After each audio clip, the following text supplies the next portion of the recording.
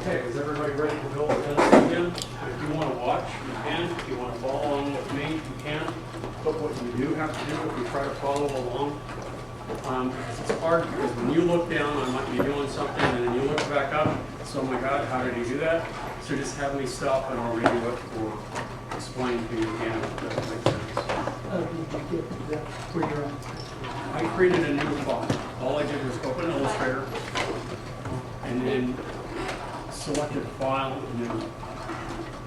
So I'm really working with a blank document right now.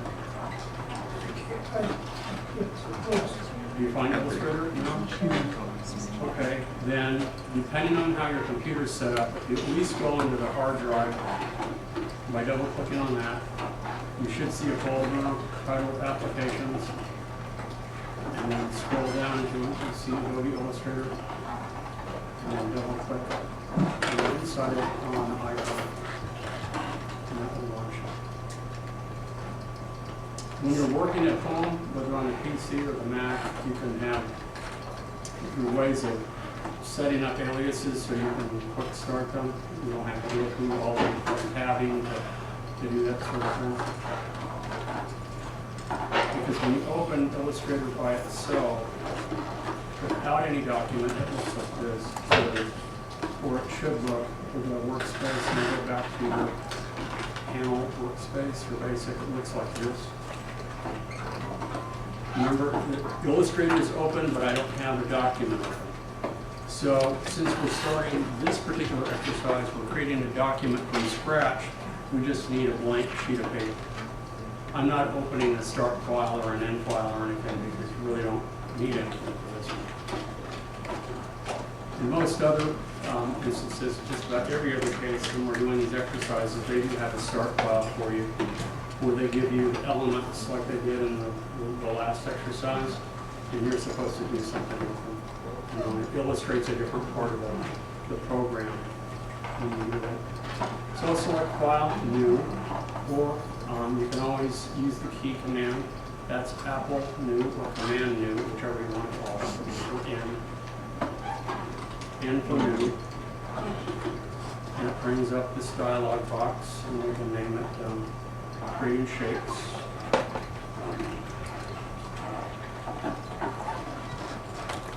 Okay, I want it to be letter size, 8.5 by 11. I like having my units in inches. If it's in points or pipers or some other unit, inches for this would be just fine. And you don't need advanced. You can really leave these default settings alone. CMYK color, we were using raster effects, 300 pixels per inch. Preview mode default. So this is really all I need. New, or it's okay. I have my pasteboard. I have my piece of paper. My document is ready. Now I can go on top of it and build whatever I want. Okay, to do this illustration, to be fairly precise, I need some rulers. Does anybody know where I go or what I do? Does anybody remember to bring up the rulers? Control R? Command R. Close. A PC it would be Control R. Command R. It's Command R. And it brings up rulers along the top. And it brings up rulers along the left. Now you'll notice, starting in the upper left-hand corner of our sheet of paper, we have 0, and it goes from 0 to 8.5, which is what a letter size sheet of paper is. But it also measures from the top here down. It goes from 11 to 0. I don't know why it does that.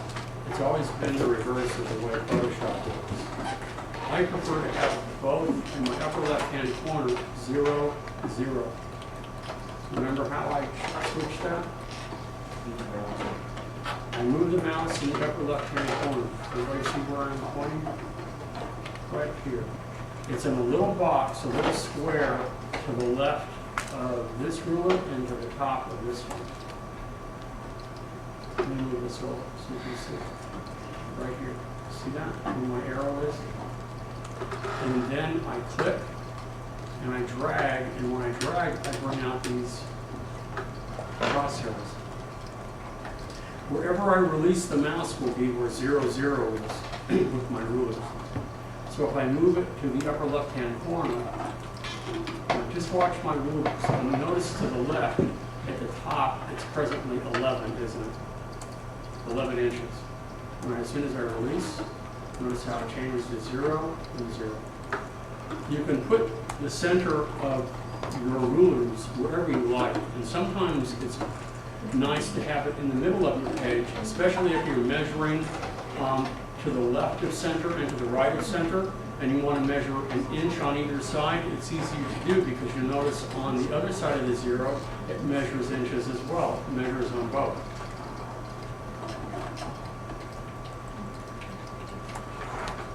Something else I didn't point out the other day, but you can also bring it with rulers visible. You can bring out something called guidelines. Guidelines are light blue lines that do not print, but what they do is that they help you to align elements on a page when you're laying out a document, or make sure that they all line up, or that they all are centered along a particular area. And this is how you bring them out. For example, if I want to know exactly where my middle is at any time without using the grid, I move over to the left and move the mouse on to the ruler, and I click and I drag, and notice I pull out, again, a little dotted line, and at 4 1/4 mark, which is half of 8 1/2, I release. And notice, see the light blue line? So now if I want to know where the middle of my page is at any time, it's always right here. And it doesn't print.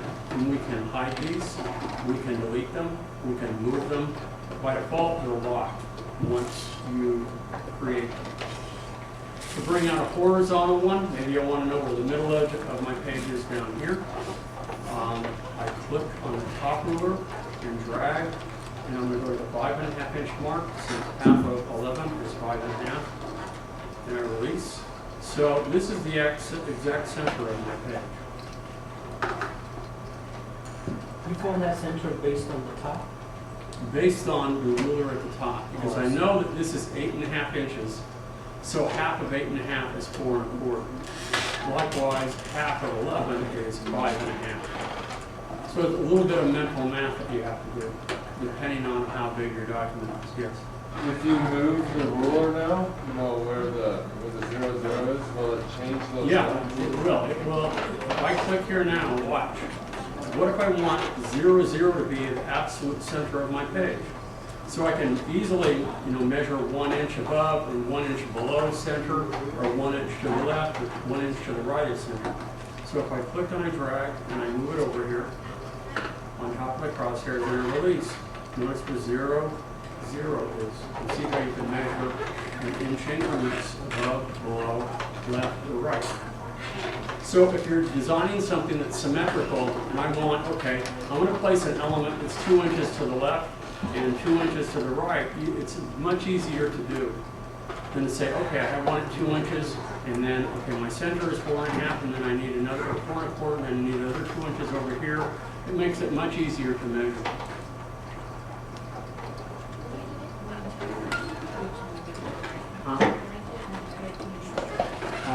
Let's see what's going on here real quick. Okay, let me zoom out.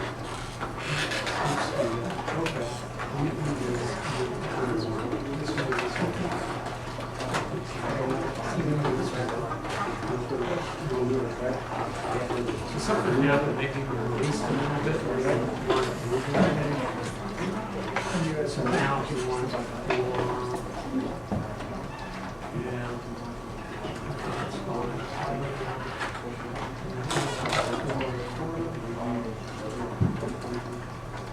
That's 4. Yeah. So that's 4 1/4.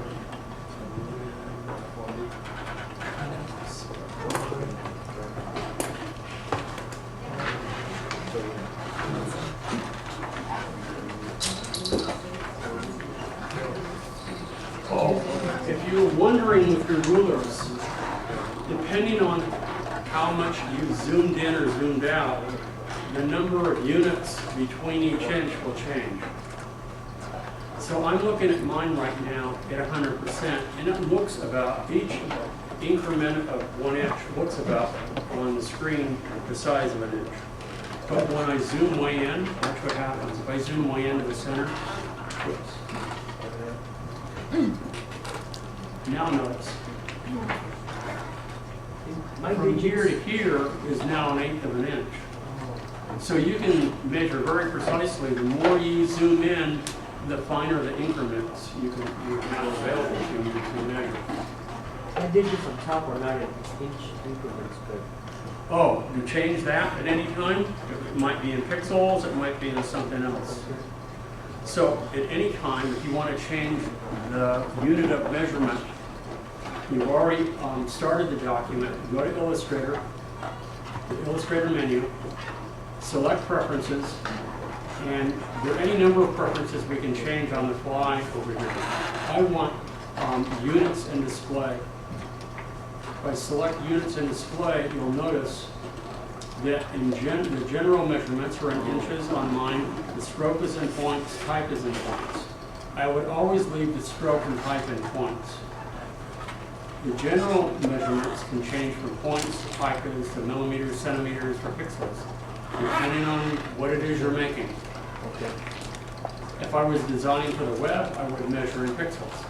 Because I'm designing for print, I like inches, but maybe there's something that you're doing that's going to be sent to Europe, and they measure, they use centimeters and millimeters. They use the metric system. So I would use one of these. And you can change these on the fly. And you'll notice that your rulers will change. The paper size won't change, but your unit of measurement will change.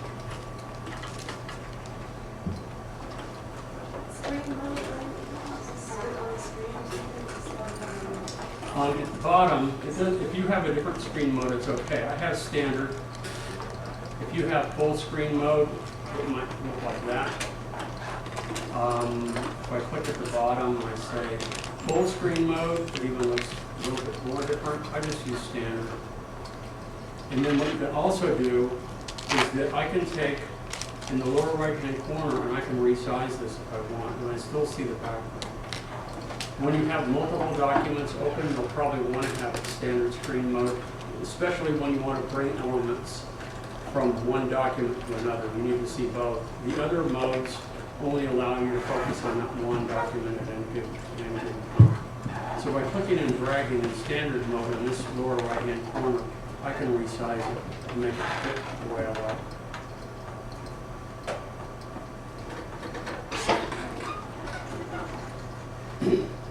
What I also want to do now to, again, make it easier to measure is to use a grid, like, grid paper. And like the guidelines, the grid will not print. So to see the grid, I go under the View menu, and I select now at the bottom, near the bottom, Show Grid. Or it's Command double quotes. And now over my entire document and pasteboard, I see a grid. And notice that it is measured in 1 inch increments by default. If it's not, then we can reset that. Within each unit, it's subdivided 8 times, so each of these little squares, each represents 1/8 of an inch. Okay. So very quickly, we can measure pretty nicely without too much muscle. Everybody with me?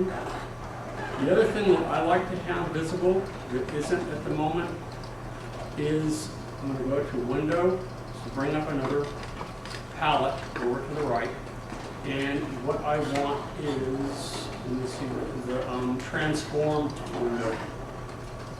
This one right here. This allows me to be very precise in my placement and the size of my shapes. Now, there are many situations where the exact size and placement really is not important. If it looks right, it's right. But because we're designing something that's akin to designing a logo, it needs to be very precise, then this is really useful to make precise measurements and do it very easily. Everybody find that? No, not one. Okay. It's, let me hide it. It's under View, Window, and it is Transform. It's just below the Tool panel. You highlight it, release the mouse, and it will show up somewhere on your stage or your screen.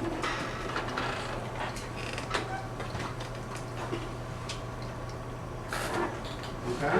What's the transform? Huh? What is that one for? Okay, I'm going to use it in a minute. You can use it by itself, or you can use it with other tools. So let's start building the pencil. And like Tuesday, I'm going to start by building just the rectangle that's used to define the wood part. And it can be, you can start this anywhere. It doesn't have, you don't have to build it in the middle of your screen or anything. So I'll select the rectangle tool. What I will use my grid as a guide here. And I'll click and I'll drag.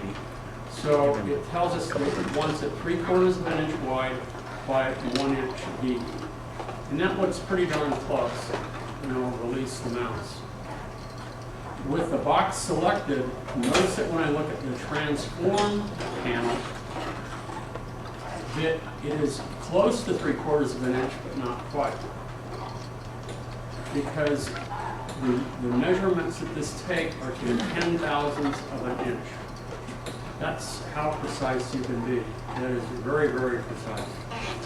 So what I can do is click in here to highlight and see the little flashing cursor. Like a desktop publishing program, a word processor, I can go ahead and hit delete and then hit 5, because 3/4 of an inch in decimal, it's a decimal, is 0.75, and then hit the tab key, and boom, that automatically makes it precisely 10,000ths of an inch, 3/4 of an inch. Likewise, you'll note that the height is a little off too. It's actually a little bit more than 1 inch. So I'll come back here and I'll delete those and I'll hit tab again. And now it's exactly 3/4 of an inch by 1 inch tall. How does that know that you're talking about that particular rectangle? Because it's selected. Right. If it's not selected, it will not know what to do. Now, if I want to move this over, I can nudge this over by hand, or I can use my arrow keys to, to come down here. I can move this over like so and try to nudge it in place. But what I can also do is if I want this placed exactly 1.5 inches over, like so, like that, hit the 5. Notice how that moved that over? I can also, if I want it exactly 1.5 inches down, I can move this like so, 1.5. Now I'll move it up a little bit, oops, 1.51.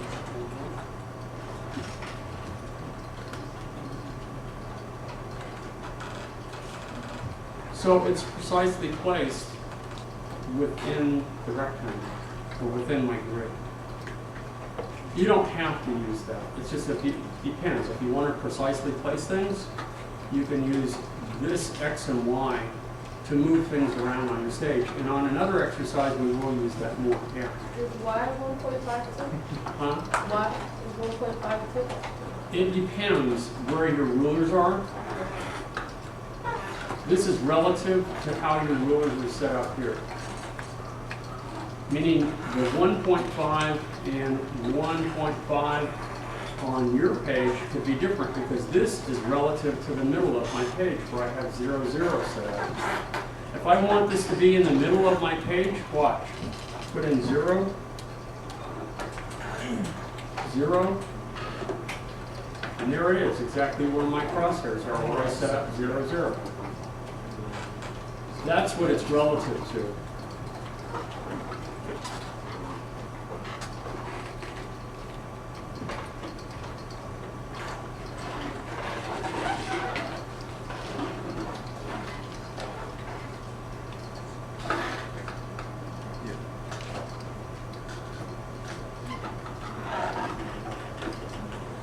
now I'm ready to build the rectangle inside to make it look like I'm looking at a pencil, which is a hexagon, right? A little rectangle here.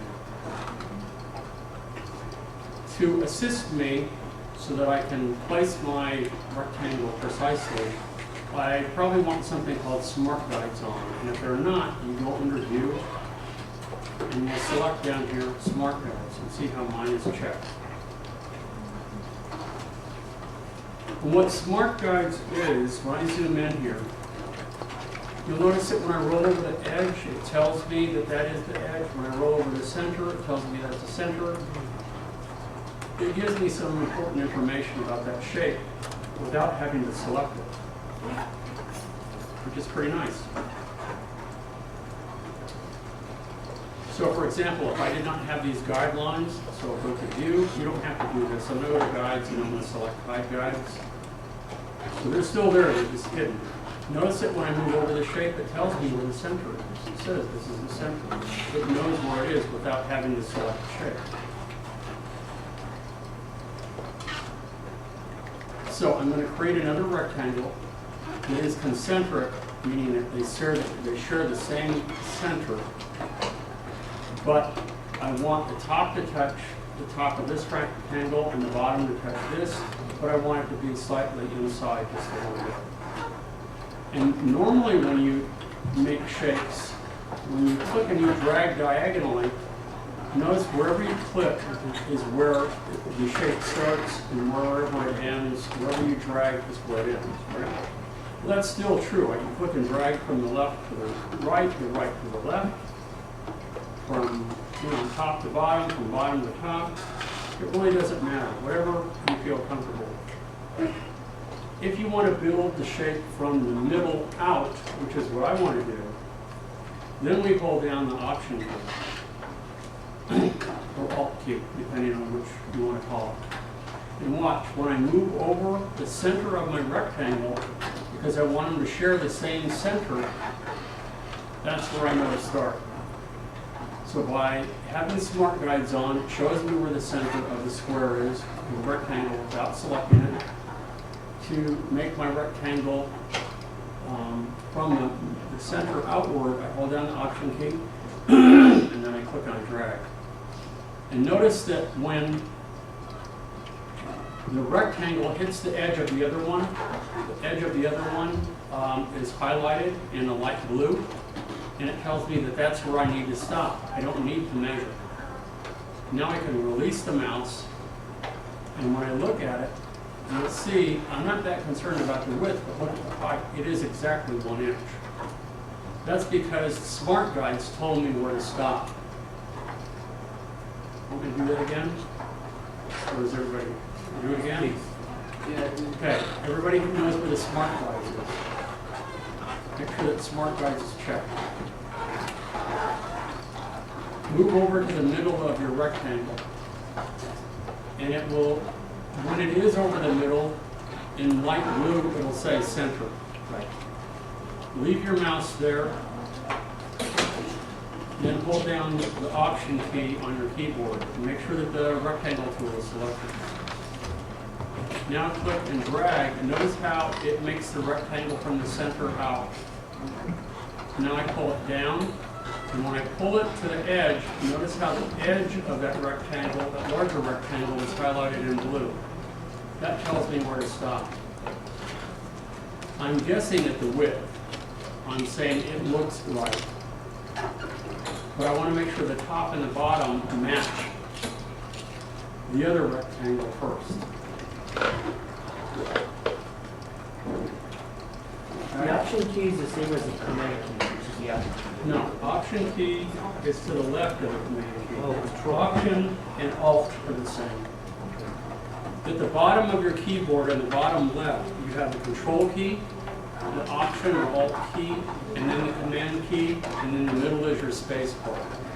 And then you have those same 3 keys to the right of your space bar too.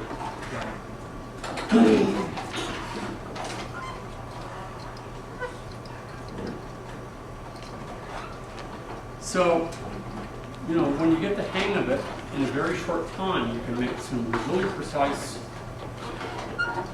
shapes. They can be precise in measurement and precise in your placement on the page. The next thing that we're going to do in this exercise is we're going to build the eraser. But first, is everybody with me so far? Close?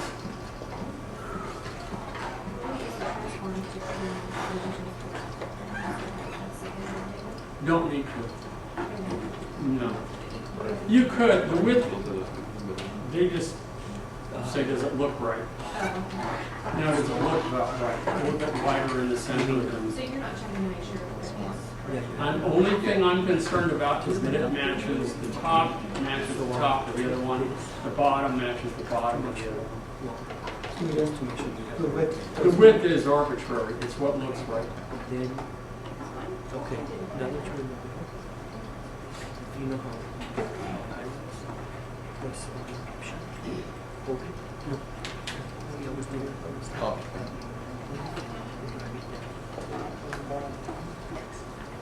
So ready for me to move on to the eraser? Okay.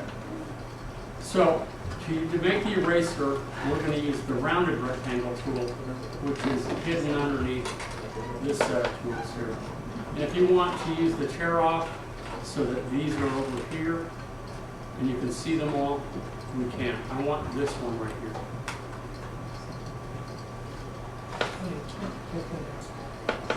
Okay, to get the tear off, you click and hold down the mouse. Continue to hold down the mouse and move over to the edge.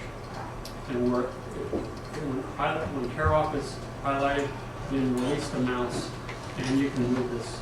Click on the top bar and you can move it around. You click and drag.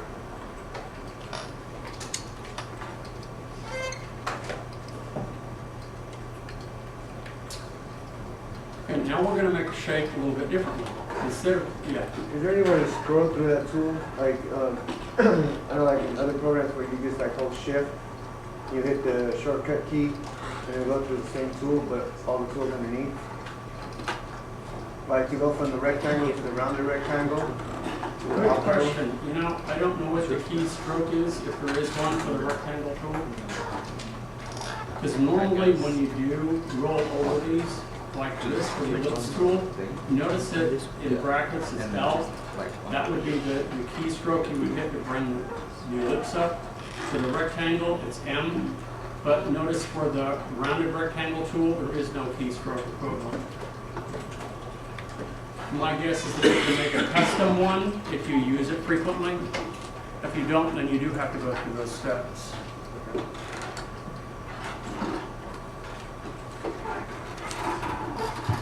This time we're going to make this shape entirely by putting in the numbers. So to do that, I move somewhere on my paper here, hold down the Option or Alt key, and I click once. And you should bring up this rounded rectangle tool. Now I can put in the width, I can put in the height, and I can specify the corner radius. How do I know what the corner radius is? Because the book tells me, but I can show you how you can change it. So on the fly. So if you want it higher radius or wider radius, you can change it very easily if you want. Well, they want the width to be 3/4 of an inch, so that's 0.75. And they will want the height to be 3/4 of an inch, so it's a little square, 0.75. And I believe they want the radius to be 0.2 inches. Is that correct? Sounds right, it is. Then I click OK, and voila. I'm not getting the radius stuff.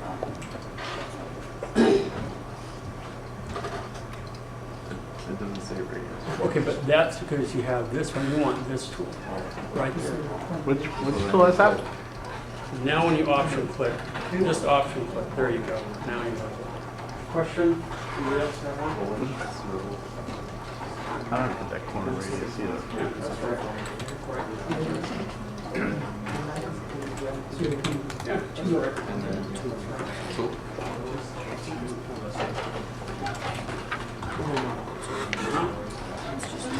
what the radius is? That corner box either, you know? No, that's not that. How did you get that I'll corner radius? select radial, pull down. You have that, okay, that's good. Now go ahead and option click out here. Now you can put the radius in. Okay.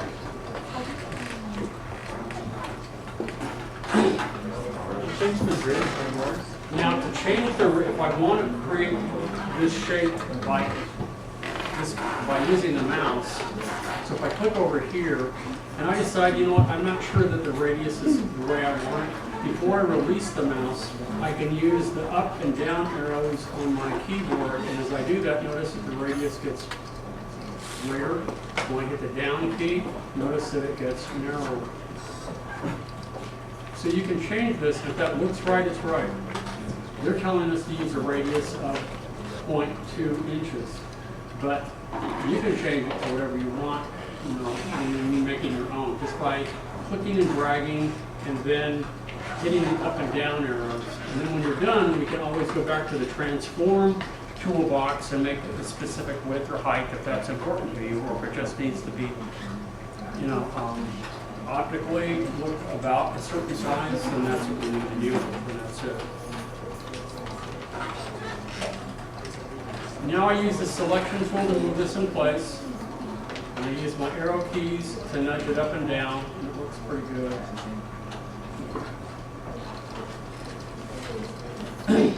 Now I'm ready to make the metal bands that go around the pencil that hold the eraser to the wood. Yes.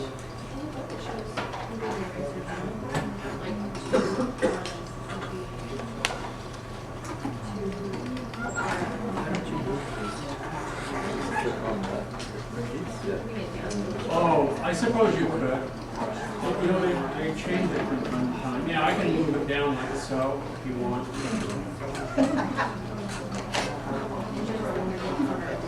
Yeah. In one of the last books, they just kept it like this. Maybe they changed it.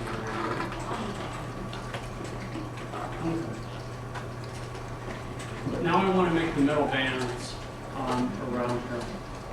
So we're going to use the radial tool again, option click. This time the width is going to be 0.5, I think. And the height is 0.1, I believe. Is that right? Oops.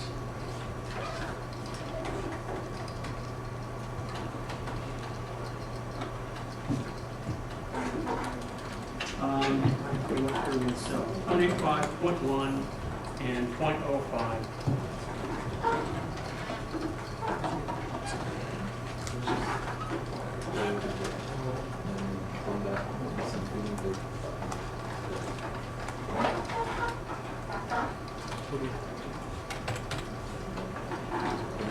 Not all of this program is this technical, but for whatever reason, the way they decide to write this, they start off with something that is very mechanical and very technical, which is the way the program was designed early on. This is what it was intended to do. Now I can use the move tool and move it in place again. So, and now I need to make a duplicate. There are any number of ways to make duplicates. With the shape selected, I can use keystrokes. I can hit Command C, copy, and then I can hit Command V, which will paste. That's one way.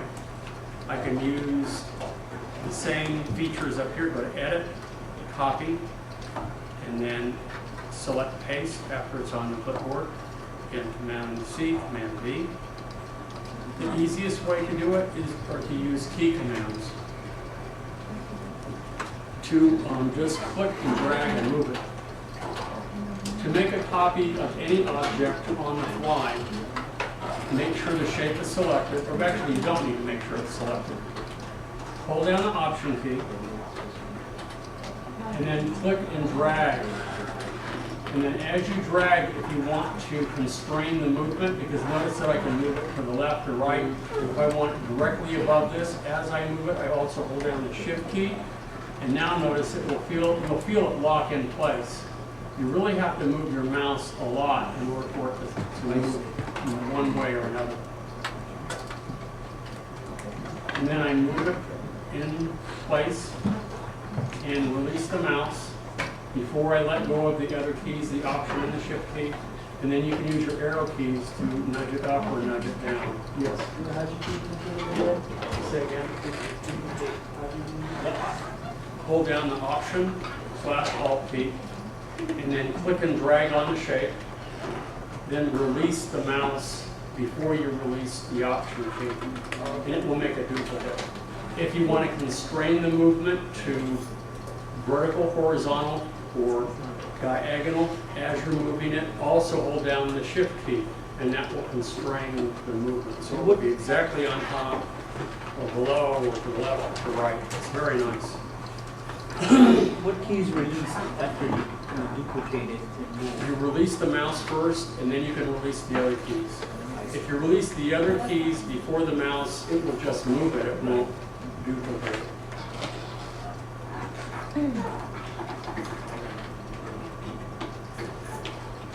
Now we're ready to create the shade pencil.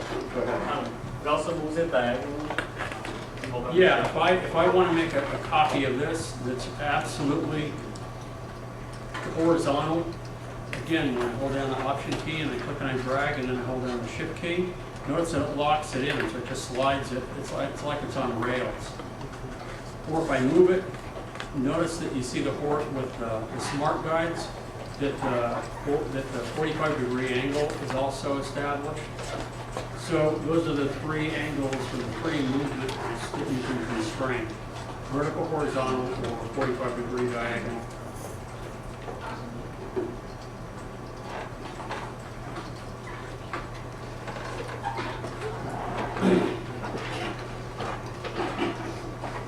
To make the pencil point where we're going to use the polygon tool, which is this one. It looks like a hexagon. And by default, when you click and drag, it should be a hexagon. And it does, it automatically makes the shape from the center out. Well, when the smart guide's turned on, is I want to make sure when I make this that the width of my triangle is identically the same as the width of my pencil, without having to use the transform tool to determine the width. So once again, I move over the center, and when it says center, I know that I can click and drag like so. And again, when I get to the edge, notice that the edge of the rectangle is highlighted. So I know that's where I stop. Now, it's not a hexagon I want, is it? It's a triangle. So before I release the mouse, I hit the down key on my keyboard until it becomes a triangle. Now I need to move this down. Before I do anything else now, I hold down the space bar and it allows me to move it down in place. Now that doesn't look too good, does it? See how it's off a little bit? So I goof. So I'm going to delete it, and let's just build it again. Move over the center, click and drag. I'm going to turn it back into a hexagon. Try to make sure it's really lined up nice.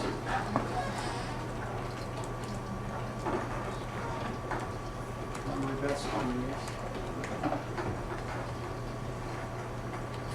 That's about right. Now we'll go ahead and hit the down key 3 times. Hit the space bar and move it down. I'm not doing such a good job of it. What if you just start off with a triangle shape? And I just click like so. Yeah, I suppose I could.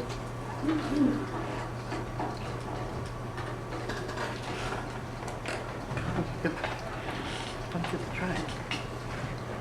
Is that your right? Especially working better. I did the hexagon. What is The hexagon, though, I thought was a nice idea that the book Oh. said, because it does help you make sure that it's perfectly the same, but somehow it got a little bit Is it skewed. selected? How does the, what is the arrow button? It's still a little skewed, I don't know what's going on here. Let's move it up a little bit. I suppose I could move it down and rotate it, you know, but that's where a lot of time gets eaten up, and I'm trying to avoid that. I can always use the rotate tool. I can click here, and then rotate it just a little bit. Was it, we're not supposed to release it? Okay, then let's do this one. Move to 1 degree. Yeah, 1 more time. And now it's back to it. Nope. Minus 1 degree. That'll be Okay, half a degree. I'll read. Minus 0.5. Minus 0.5.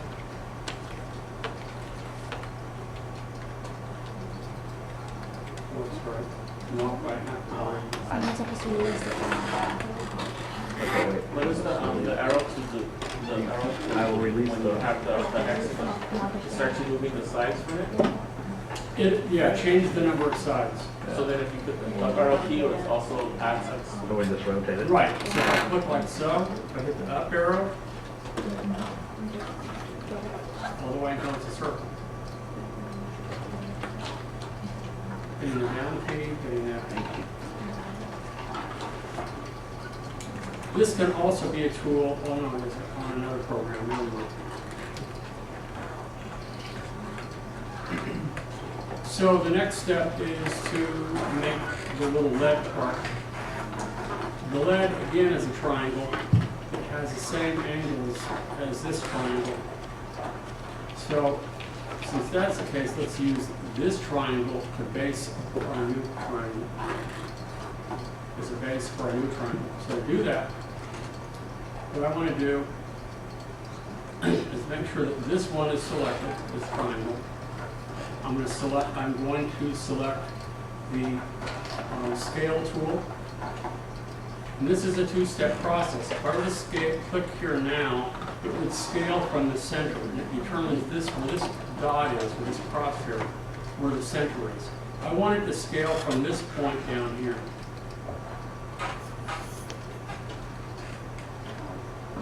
So, and I also know, because the book tells me that I want it to be 30% of this size. So I move the mouse to the base or the bottom of the triangle. I hold down the Option key and I click.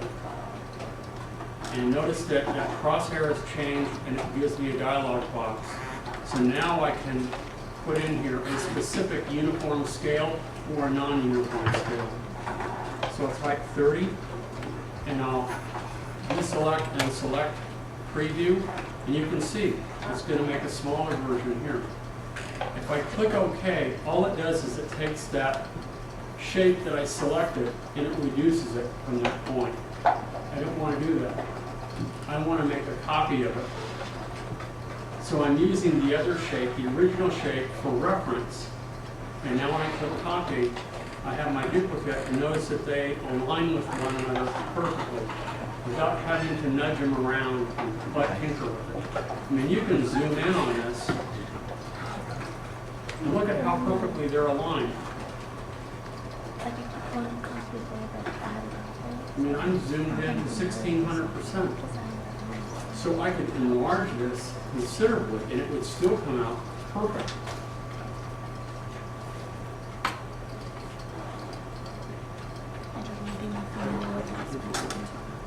So that, in a nutshell, is our pencil, to build a pencil. I also want to show you quickly, we can fill it with color and all that sort of thing, but I want to show you how to make the cup.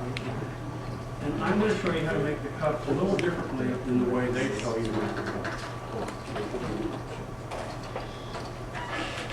Let's start as they have with the ellipse tool. And I'll click and I'll drag to make an ellipse like so.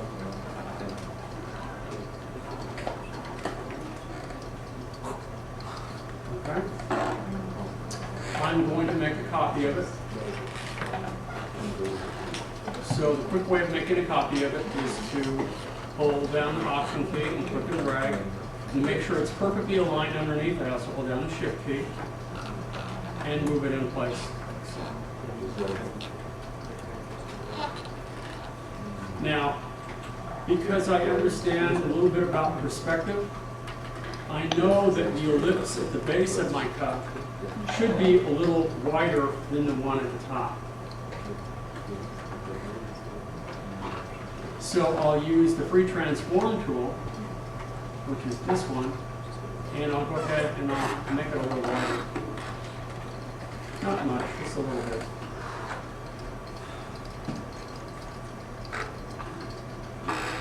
Now what I want to do is I want to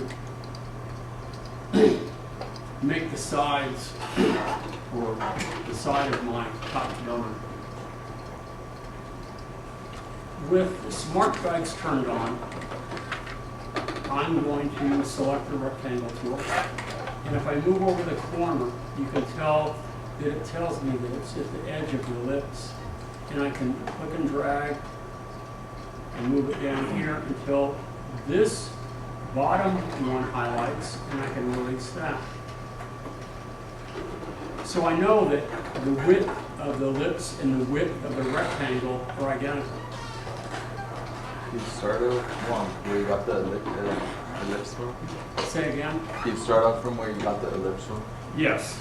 So where By using Smart Guides, when I move over that corner or that edge, it highlights in blue and it shows me where the edge is. Now what I want to do, which is different from what they did, is I'm going to combine the rectangle with the bottom ellipse. I want to join them together, unite them as one shape. I need something called a Pathfinder tool to do that. So this is different from what the book is telling me to do. I'm going to hold down the Shift key to select both of these shapes. I have the ellipse and I have the rectangle selected. I want to unite them and turn them into one shape. So now I'll go to Window, select Pathfinder and make sure that it's visible. And you'll notice that there is a tool here that says Add to Shape Area. Meaning I can take two shapes and I can join them together.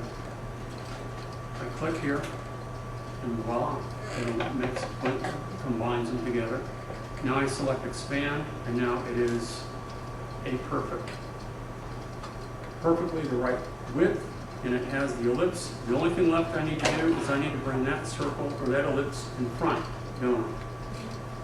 So all I have to do is go to Arrange or Object Arrange and say bring to front, and boom, brings it to front. There's my cut. Can you run that? Perfect. Yep. What was the expect for? What did the expect? Well, what it does is it creates by default a compound path. And those paths can be separated if you decide that that's not what you wanted to do. When you select Expand, it takes it, in case you have any doubts, before you leave it as a compound path, and then when you expand it, it makes that change permanent. Which Pathfinder? Huh? Which Pathfinder button? The first one. The first one? Combined.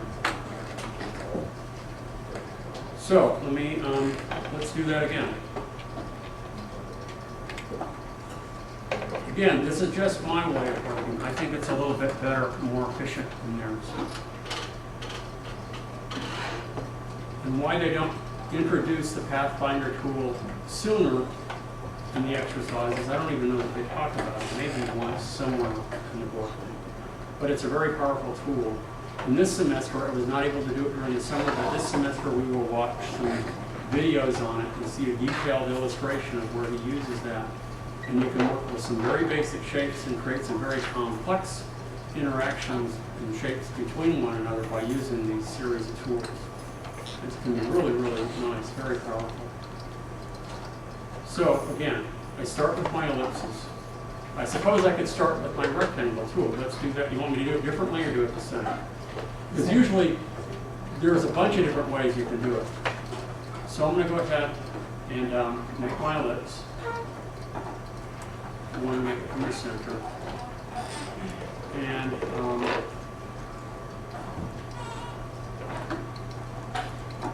that looks about right. You have to guess. Now I want to make a copy of it, because I want to make sure that the width is the same. The depth of it I'm going to change. So to make a copy of it, I use the selection tool. I click and I drag. I hold down the Option key, and it makes a copy. I also hold down the Shift key, and it constrains the direction, doesn't it? So it puts it on rails. You did copy. I'm holding down the Option key and the Shift key as I drag. And I release the mouse, and I have a copy, an exact copy. The only thing that I want to do is I want to make the ellipse a little wider, because all ellipses are circles in perspective. And when you look at an ellipse at eye level, it's just a flat line. And the more and more you look up at the ellipse, or you look down at it, it turns into a circle. It gets wider and wider. So looking at this cup, I know that my eye level is up here somewhere. And that would be where it would be just a flat line. This is considerably below my eye level. If this is below my eye level, then this is even farther below my eye level. So that means that this is going to be a wider ellipse. How much wider? I'm guessing. Just a little bit more often helps. So I'll select the free transform tool, and I'll click and drag to make it just a tad wider, like so. And now I'm ready to combine this ellipse with a rectangle. So the rectangle I will use to make the sides. So the rectangle tool, and again, how this works is to make sure under view that you have smart guides turned on, because when you move over the edge, notice that it shows me, it highlights, and it says that I'm over the edge of this thing. It highlights in a light blue. And when I'm at that point, I stop and I click and I drag, and then when I move over the bottom one, notice that it highlights in blue too, so that I know where to end. And I release. Now I'm ready to combine the rectangle with the bottom ellipse. To do that, I need to have the Pathfinder panel visible. I need to select both shapes that I'm going to combine. To select the two shapes, I hold down the Shift key. Since one is already selected, make sure that I have the direct selection tool. Hold down the Shift key, and both now are selected. I don't want the top one selected. Now that these two are selected, I now select this one, the first one, that combines shapes together. And I click. Notice it eliminates part of it. To expand it, because I'm happy with it, click again, and I have a complete shape. This would be near impossible to do otherwise. It would be really hard. They have you do it in a particular way. I think it's that efficient. What if you don't hit expand, then what happens? Just you can leave it that way if you want. I like simplifying it. Oh, because it's two different shapes still. If you don't hit expand. Now I can select the top ellipse and select object, arrange, and select bring to front, so that that is in the front. Now I can select this rectangle, and I can fill it with black or a gradient or whatever I want. Select this one, and I can also fill it with a gradient if I want. And use the gradient tool, and we'll go in the opposite direction here. It begins to look more like a hollow cup. There was with the swatches palette, there was a little grayscale gradient.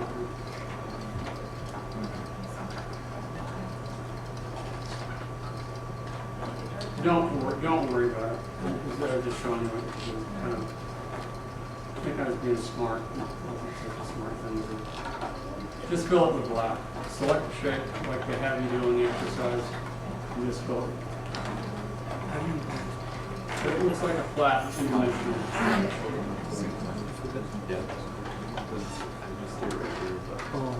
But by using smart guides, by using the Pathfinder tool, notice how accurate my shapes can be without having to use the transform panel that I used at the very beginning. But if you use it at the beginning, it gives you precise measurements, and then after that, by using Pathfinder and stuff, it can go much quicker. How do you get this thing to be like kind of like yours, the bottom there? I don't even line. Okay, hold down the shift key and select that one and this one. Now both of these are selected. Now you combine them and you expand. There you go. And this one, the same, right? Same deal.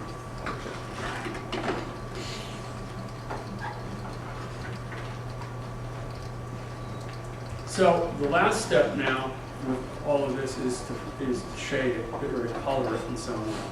You can use the swatches here, and if you want, all you have to do is, there's a couple of ways this would work. The easiest way is to select the shade, and then let's look here. And depending on which box is in the foreground at the bottom, will determine which one is active. Yeah. So right now, the fill is active. So if I want to leave the black stroke, and presently it's white, I can come over here and I can select kind of a pinkish color. So, oh, that's polka dots. I don't want polka dots. Okay, instead of swatches, let's use this one. Use that one.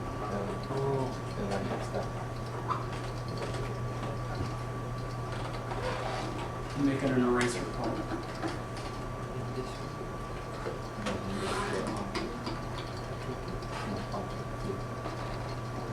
Then I can select these two rectangles by holding down the shift key and selecting both. Make sure that, again, just the fill box is selected. And maybe this will be more of an orangish color.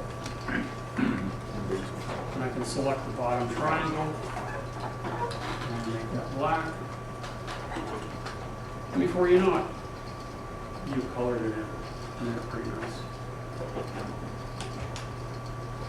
And you do that all around. You select the shape, determine whether you want to change the fill or the stroke. If I wanted to, remember I could select all of these and I could remove the stroke. I don't know that I want to do that, but you could in some instances. You could remove it. It depends on what you're doing.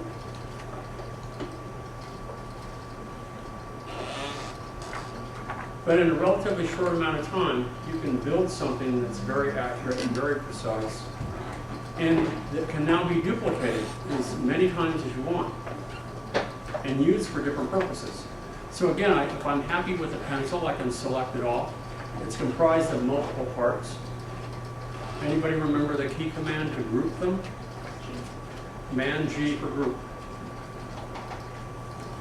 And now, with this group, I can hold down the Option key and click and drag. And now I have another one. I can select this one, and I can pre-transform it. And we can make it smaller. Try to go over the edge here. Zoom in here. Oh, come on. Okay, then I won't. I'll use. So rotate. Huh? Yeah, it's being finicky. It should be a diagonal, because if I do this, I can hold down the shift key, so I can make one that's smaller. I can make one that's bigger, and you can, once you've made one, you have as many as you need. And then even within that, you can go back in and you can change colors, you can change stroke attributes, you can keep changing things all you like. I'm going to turn off the video, and I will try I don't know that I will get it posted tonight, but I will get it posted tomorrow. Probably at least by noon, I hope.